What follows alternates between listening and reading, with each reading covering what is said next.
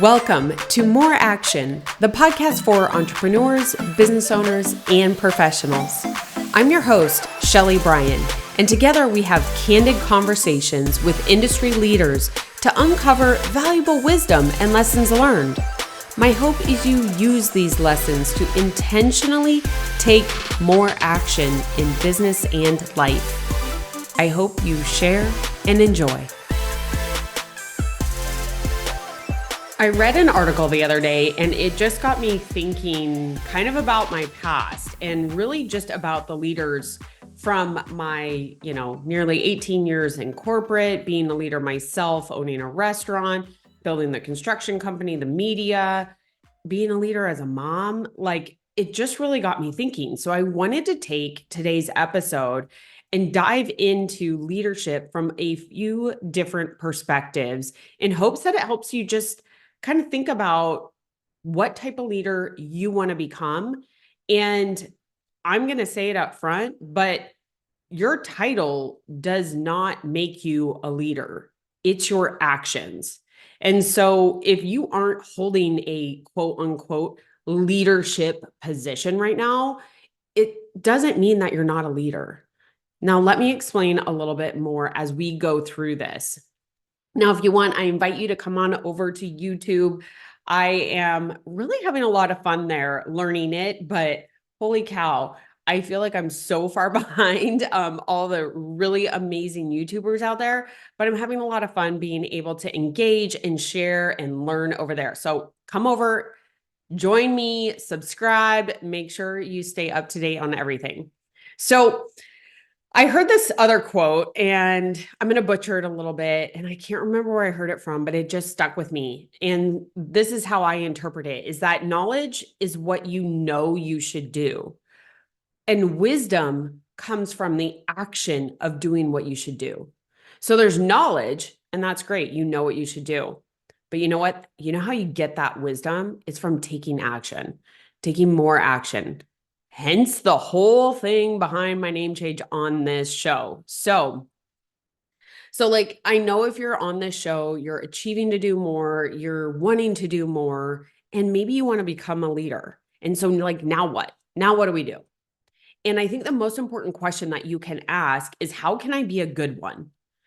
And you know me, I love going back into my past and being like, okay, what lessons that did I experience that maybe I didn't pull from at that moment based upon where I was in my career path, but that I could use now as I am developing as a leader within your organization or us as we're growing our construction company.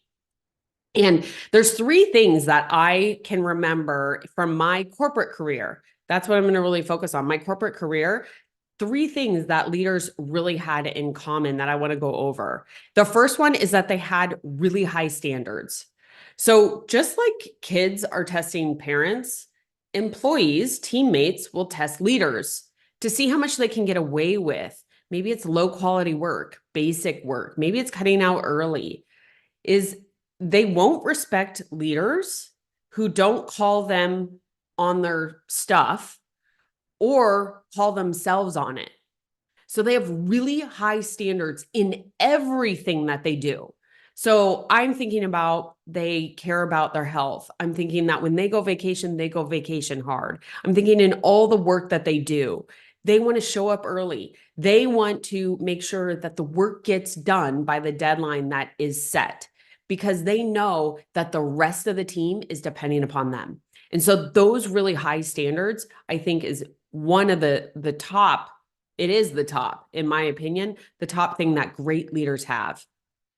Now, another thing that leaders that I've thought about, I laugh because I'm like, this seems like a duh, but honestly, it's not, is that the leaders actually liked us.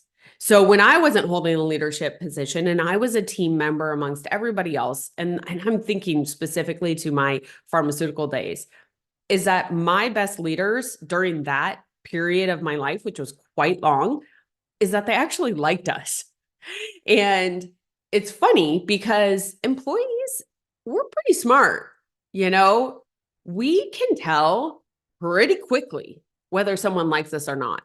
And if you were in sales like I was when I first began, you know immediately how quickly it is that you can get a sale. You know, when you walk into, that meeting, what the temperature is in the room on whether you can take it more relationship, you can get straight to business, what you can do. So you bet leaders, your team can tell whether you like them or not. And I can tell you that there was many leaders that actually didn't like us. We could tell right off the bat. And listen, it wasn't something personal. I think it was more that they got burned out. And then they started to get kind of irritable and didn't like, working with or leading their team. And it's really hard to be a good leader once you get to that position. That's where you have to self-reflect and decide whether you stay and or move on. And that's like another thing when you think about it, just to kind of do like a number 2B, is that if you know you're in that position, the leader will step down. The leader will call them, like going back up to number 1, the high standards, they'll call themselves out and be like, I need to move on. And I can't think of one leader in my last 20 plus years of my professional career who managed to be good despite liking their team or employees. So if you're in that position, you got to make sure that you actually like the people that you are leading. And then a third thing that they had in common is that they were actually interested and enjoyed their job and role.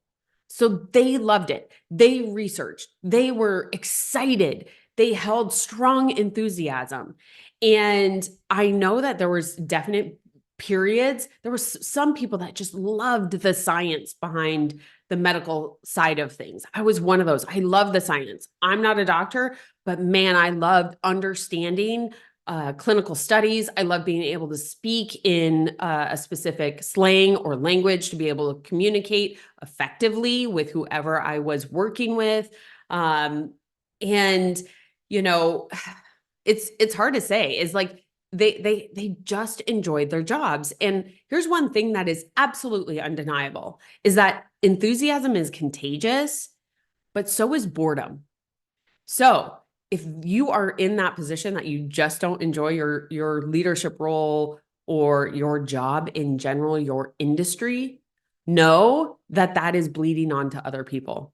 So just to go back real quick before I'm going to take a different perspective here in a second, but just to go back, the 3 things that I believe from my past that all the leaders, the great leaders that I worked with, these are the 3 things that they had in common. Number 1, they had really high standards. Number 2, they actually liked the people they were leading.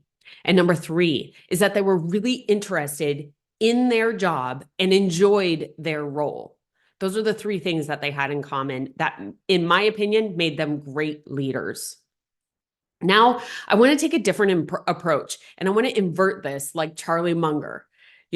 Charlie Munger, he is invert, invert, invert.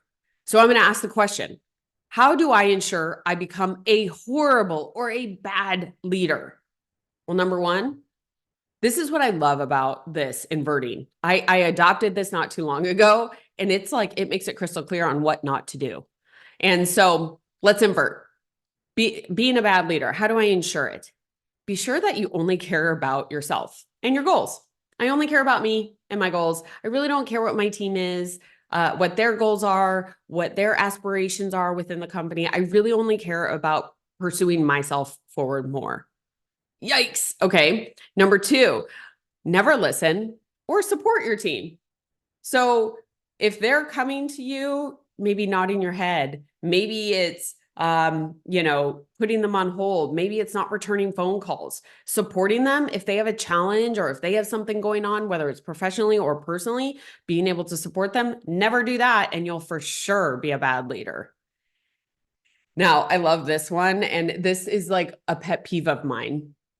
But if I want to ensure that I'm a bad leader, is that I definitely do not want to follow up as I stated I would. If I said I was going to call you back, or if I said I was going to email you something, I am definitely never going to do that. That will for sure make me a bad leader. Ooh, this one, number 4, submit poor submit poor or low quality work. Yeah, Remember what I said? You set the standard. So if I want to be a bad leader, I need to do poor work. It needs to be late. It needs to be like the most basic work. Ensure that there's no depth of thought in what I am turning in. All of that. That will for sure make me a bad leader. This is another pet peeve of mine. Do not hold eye contact or be present when they're in the room. And when I say that, it's like being present in the room is like at lunch, you're having a business lunch, or maybe you're having a one-on-one meeting and you're checking your phone all the time, or maybe your Apple Watch is dinging with text messages or emails and you keep looking at your watch. You think I'm not really looking at the time. I'm just looking to see what message came through. Mute it all. But if I want to be a bad leader, I for sure want to make sure that they know I'm not present. I'm thinking about other things and handling other business when I'm with them. And then number 6 is that if I want to be a bad leader, I for sure want to talk poorly about others. I want to gossip. I want to say how much better I am. I want to put others down to make myself feel better. Oh my God, like saying that, it's so funny because all of it, it's like, it seems again like so duh, but it's these little things, that poor quality work. It's like not listening, not following up. When you invert, as Charlie Munger does, you quickly see what not to do because you are literally doing the opposite. And now that we have inverted, we know if we do not do these things, it will set us on the path to become great leaders. And so I invite you to kind of go back through your past. If you were in that leadership position and or wanting or aspiring to be in a leadership position, go through your past, kind of understand, reflect on who those great leaders were. What made them great leaders? And I think it's always good to focus on what made them great, but then take a second and invert it. You want to be a bad leader? What are the things? I gave you 6 different things that would ensure I became a bad leader. So I invite you to do the same and give you that fresh perspective on exactly what not to do. Now, I know I related this to business and leadership and like your professional career. But the reality is in our everyday lives, we have the opportunity to be a leader. With our communities, we can be a leader. With our peers, with our mentors, with other parents, with our children, we have the opportunity to be a leader every single day. And I'll say it again. It is not the label or the title that makes you a leader. It is your actions. And that's what this show is all about. It's what are the actions that separate those who are successful from those who are not. And a lot of times, it's those that are willing to do the things that others are unwilling to do. It's all about actions. So I hope if you are aspiring to be more, and more could mean so much, not just business, aspiring to be a better leader in your health, aspiring to just lead your friends in a new direction and or get acquainted with in new circles. Become that leader that you are proud of. And you know that other people will be watching and looking up to you and wondering how you became that person that you are. Thank you so much for tuning in today. If this hit home, you know this show is all about sharing, spreading the word, and is 100% because of you. So thank you so very much. And don't forget, come back twice a week and I'll have some more great action for you to take.